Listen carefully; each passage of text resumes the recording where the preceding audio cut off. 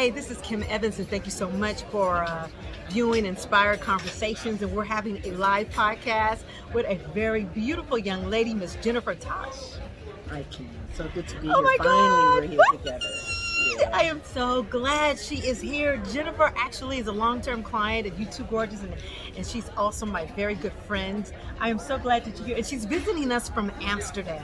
Yes, I'm so excited. Finally be here. It's been a few years since we've been able to get together. So hello, everybody, and it's just great to be here. Hey, if you guys have not actually subscribed to my channel, please subscribe to my channel, Inspired Conversations podcast show with Kim Evans. Jennifer, I am so excited. Let's first get into a little bit. We're not going to keep the audience long. You know, you are actually the epitome of health and beauty and wellness, and it has been a pleasure of all the 15 plus years of servicing you. You just get more beautiful and more beautiful and more beautiful. Thank you, sis. I'm part of that. You know, my skin right now is glowing because I just got my actually ultimate facial with you, and you have been a true inspiration for me for over many, many years to do wellness and to take it into a different direction. So I feel really blessed. It's so beautiful when you work with clients and then they really do what you tell them to do. And if I have to say, Jennifer is a textbook, like doctors with like a textbook. I mean, she does it to the T. Her life, her health, her wellness, her business, you know, as being a parent, as being a friend. I mean, she really works her whole life from a holistic continuum. And I'm happy to know you for that. And you actually are epitome for what you do in your health. So let's toast to that. Let's toast to that. Cheers. Happy birthday to us. Let's be celebrating our July birthdays. What a way to end it, right? So let me ask you, sum up in just one sentence, what is holistic health to you?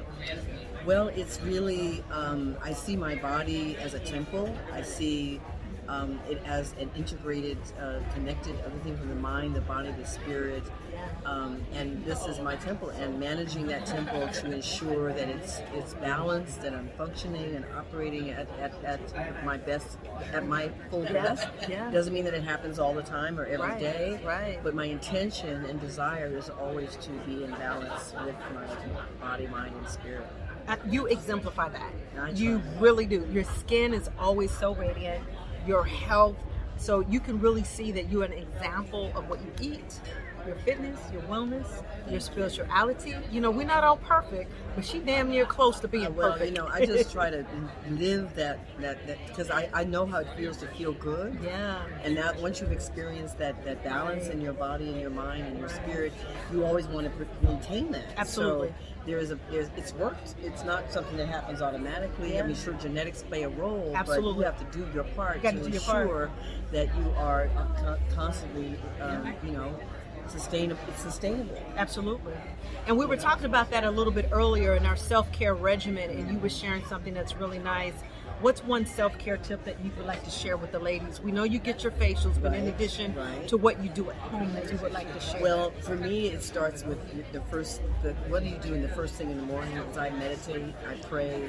I have a temple, what I call my temple, which is really an area of my room, which has candles and scents, and you know, it has pictures and images, and just it's a temple where, you know, for me it allows me to just focus my energy the first thing in the morning. So that's a very important part of that. My self-care regimen, you know, I am about bathing and candles and you know, oils and lotions and potions.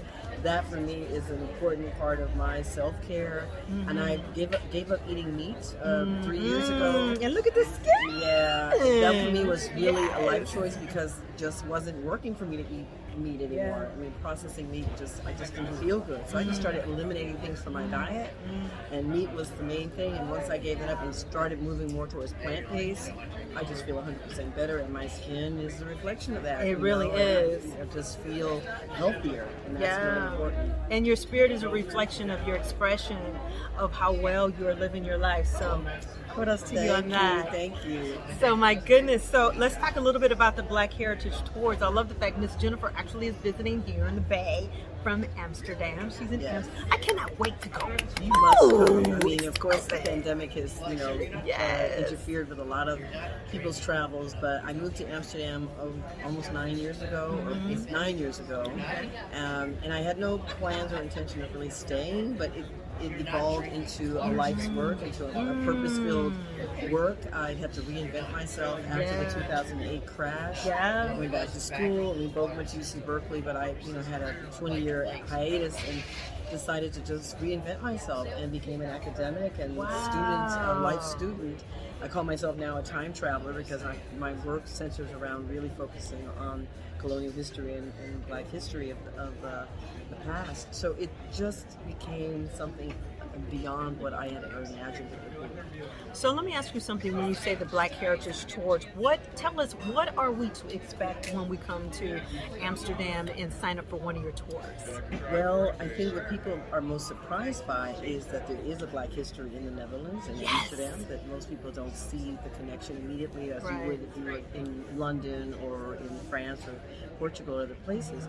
But I really try to transport people back in time to explore this colonial heritage in a way that maybe had not been thought of before.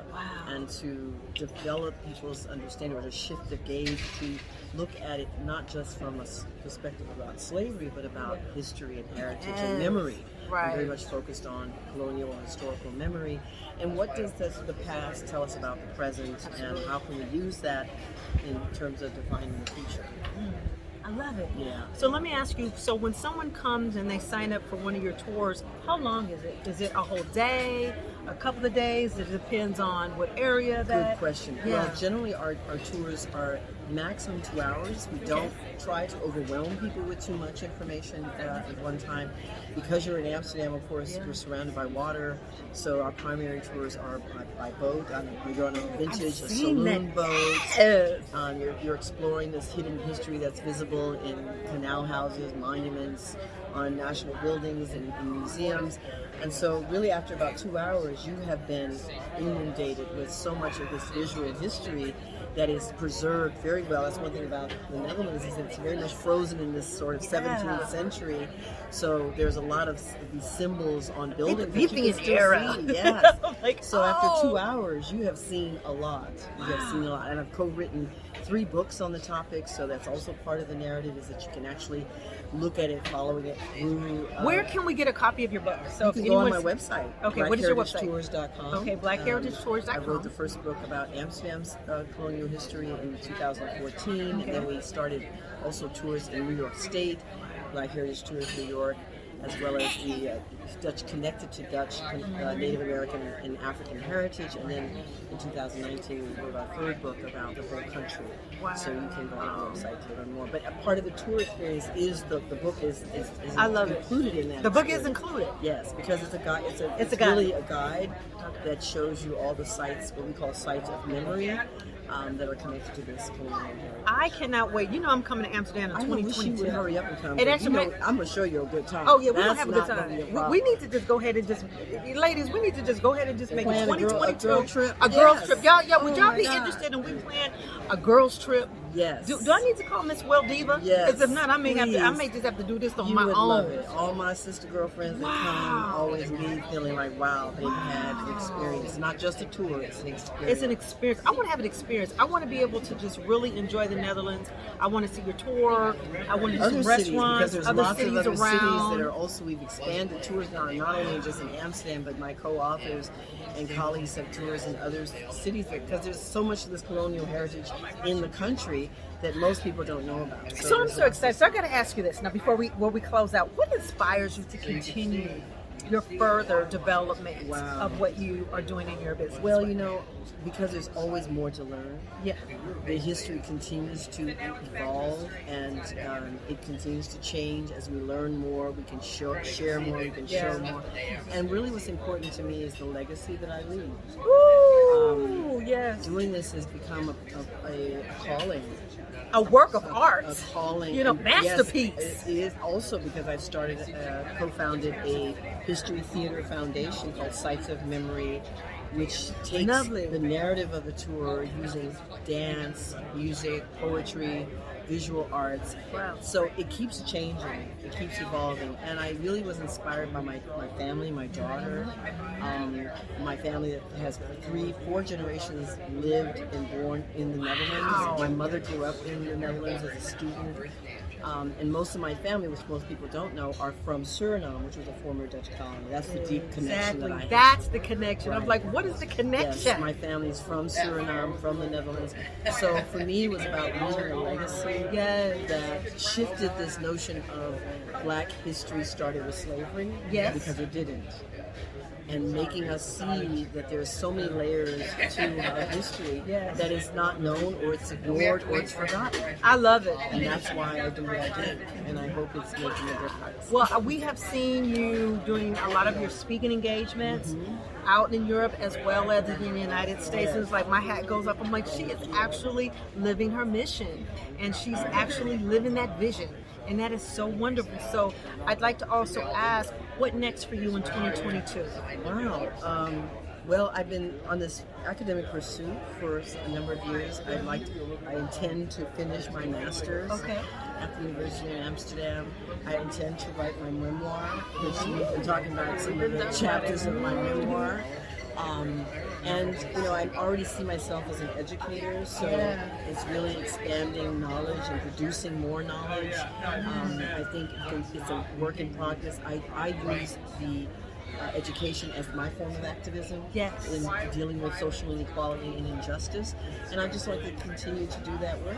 Amen. And social change. I mean, you are definitely our social activist, Ms. Jennifer. Absolutely. Any last remarks or anything you would like to share before we close out? Just that, I think it would be amazing for people to come into the Netherlands, to come into Europe, and there's tours like mine, of course, in Paris, Ricky Stevenson. There's tours is one of my inspirators and dearest friends in London and Portugal. So there's a whole network of this colonial Black heritage, richness, Black heritage that is really, I think people want to come and just experience it. So live your dreams. Like I said, I'm a middle-aged woman who reinvented herself, like so many of us. 30.